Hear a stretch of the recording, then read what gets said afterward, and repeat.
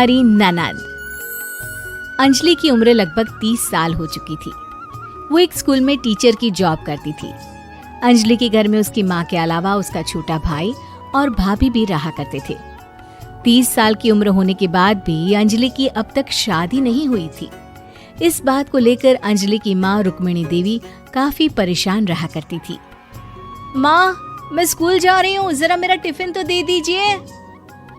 अब क्या पूरी जिंदगी मैं तुझे टिफिन बना कर देती रहूंगी?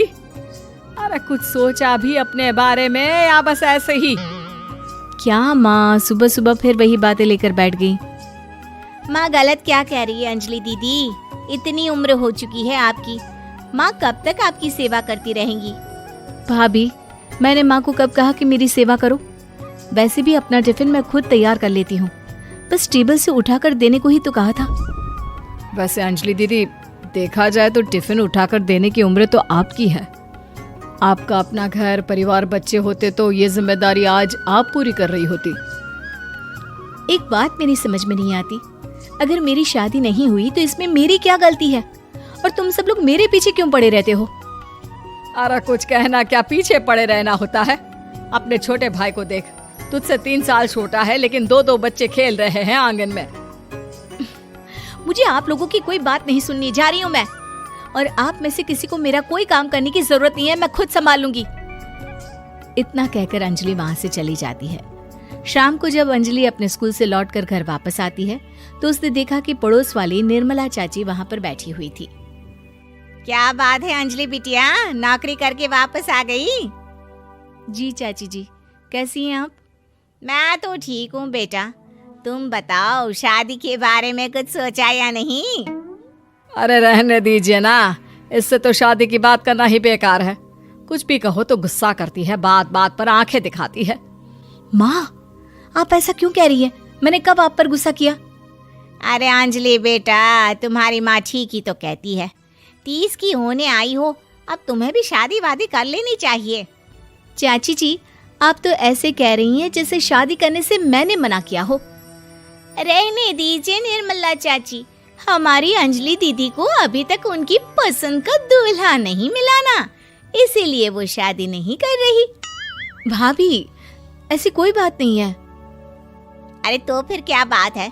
तुम्हारी माँ ने तुम्हारे लिए इतने रिश्ते ढूंढे लेकिन तुम्हें कोई पसंद ही नहीं आता। क्या है ना चाची जी, हमारी ननद रानी नौकरी जो करती है ऐसे ही थोड़ी ना किसी को पसंद कर लेंगी। अरे भाई, नौकरी का घमंड है तो बात अलग है, कोई और बात हो तो बताओ, कोई रास्ता निकाला जाए। नहीं चाची जी, कोई बात नहीं है, बस मुझे अभी तक अपनी पसंद का कोई मिला नहीं है। सुन लिया आपने, इस लड़की के तो पर निकल आए हैं और इतनी उम्र में अपनी पसंद का कोई मिलेगा भी नहीं इसे। माँ, आप मेरी शादी को लेकर हमेशा मुझे ताने क्यों मारती रहती हैं? अपनी माँ की बातें तो ताने लगती है। ताने हैं? बताओ, मैंने कुछ गलत कहा क्या? देखो, ये सब छोड़ो, मेरी दूर की बुआ का बेटा है, उसकी अभी शादी नहीं हुई है, उम्र होगी कोई 34-35 साल। आप कहें तो बात आगे बढ़ाऊं? अरे हाँ, क्यों नहीं, ये भी कोई पूछने की बात है। अरे जल्दी से लड़के को यहाँ बुला लो। माँ, आप मुझसे पूछे बिना मेरी शादी की बात करने जा रही हैं और मेरी उम्र 30 भी पूरी नहीं हुई है। निर्मला चाची कह रही है कि वो लड़का 35 साल का है। अंजलि दीदी, आपको क्या लगता है इस उम्र में कोई फिल्म का हीरो आएगा आपके लिए? देखिए, अब पसंद और नापसंद की बात तो रहने दीजिए, पसंद करने की उम्र तो आपकी निकल चुकी। अब तो जो भी मिले उसी से शादी कर लीजिए, इसी में भलाई है। तेरी भाभी बिल्कुल ठीक कह रही है। अब जैसा रिश्ता मिले उसके लिए हाँ कर देना, ताकि हम भी गंगा नहाए। ठीक है, चलिए मैं उस लड़के को कहती हूँ, वो कल ही अंजलि को देखने आ जाएगा। अगले दिन निर्मला चाची के दूर का रिश्तेदार अंजलि को देखने उसके घर आता है। उसका नाम था अजय।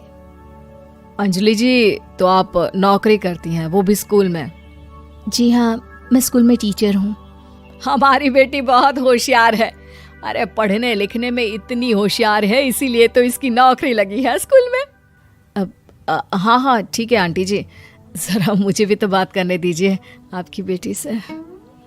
जी पूछिए ना, क्या पूछना चाहते हैं? अंजलि मैडम, ये तो बताइए कि आपने अभी तक शादी क्यों नहीं की? बस ऐसे ही, कहीं कोई रिश्ता पसंद नहीं आया इसलिए। लेकिन क्या मैं आपसे पूछ सकती हूँ कि आपने शादी क्यों नहीं की? अंजलि, क्या कर रही हो तुम? लड़कियों को इस तरह की बातें नहीं शोभा देती। रहने दीजिए आंटी जी, आपकी बेटी काफ़ी पढ़ी लिखी है, मैं उनके सवाल का जवाब दे ही देता हूँ। वो क्या है ना, मुझे भी अभी तक अपनी पसंद की कोई लड़की नहीं मिली। अच्छा अच्छा, कोई बात नहीं। वैसे आपकी तनख्वाह कितनी है? कितना कमा लेती हैं महीने का? जी यही कोई 25,000 महीने। बस 25,000? इतने से क्या होता है? इतने से तो आजकल घर भी नहीं चलता। आपके कहने का क्या मतलब है? अरे मैं तो ये सोच कर आया था कि नौकरी वाली लड़की है, आराम से 40,000 कमाती होगी। माफ कीजिएगा, आपका और मेरा रिश्ता नहीं हो सकता। जी कोई बात नहीं, मुझे भी आपके साथ शादी करने में कोई इंटरेस्ट नहीं है। अंजलि, किस तरह की बात कर रही हो? घर आए रिश्ते को ठुकरा रही हो तुम। दीदी, अब इस उम्र में आपको इतनी अकड़ नहीं दिखानी चाहिए। अच्छा खासा रिश्ता हाथ से निकल गया, कहीं ऐसा ना हो कि जिंदगी भर कुंवारी ही रह जाओ आप। कुछ दिन और ऐसे ही निकल जाते हैं और अंजलि की शादी कभी नहीं होती। अंजलि के परिवार वाले बिंदास उसे ताने मारते रहते हैं, लेकिन अंजलि एक बड़ी नौकरी की तैयारी करती है और उसमें सिलेक्ट होने के बाद अंजलि को एक बहुत बड़ी नौकरी मिल जाती है। अब तो दीदी के नखरे और भी ज्यादा बढ़ जाएंगे भाई। अब तो इतनी बड़ी नौकरी जो लगी है, अब इनकी शादी होने से रही। माँ, मुझे नौकरी के लिए दूसरे शहर जाना पड़ेगा। आप जानती हैं ये बहुत बड़ी जॉब है और इसमें पैसे भी बहुत ज्यादा मिलेंगे। अच्छा, कितने पैसे मिलेंगे बेटा? माँ, मुझे हर महीने 90,000 सैलरी मिलेगी। क्या? अरे वाह वाह, ये तो बहुत अच्छी बात है। लेकिन फायदा क्या? कितने भी पैसे मिले, शादी तो हुई नहीं ना तुम्हारी। अंजलि नौकरी करने के लिए दूसरे शहर में चली जाती है और जब कुछ महीनों के बाद वो वापस घर आती है तो उसे अपने पति के साथ देखकर उसके घर वाले हैरान रह जाते हैं। अरे अंजलि, तूने शादी कर ली और हमें बताया तक नहीं। और दामाद जी करते क्या हैं? इतनी बड़ी कार है उनकी।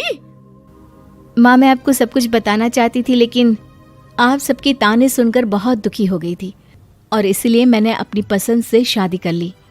मेरे पति मेरे साथ ही ऑफिस में नौकरी करते हैं और बहुत बड़े अफसर हैं।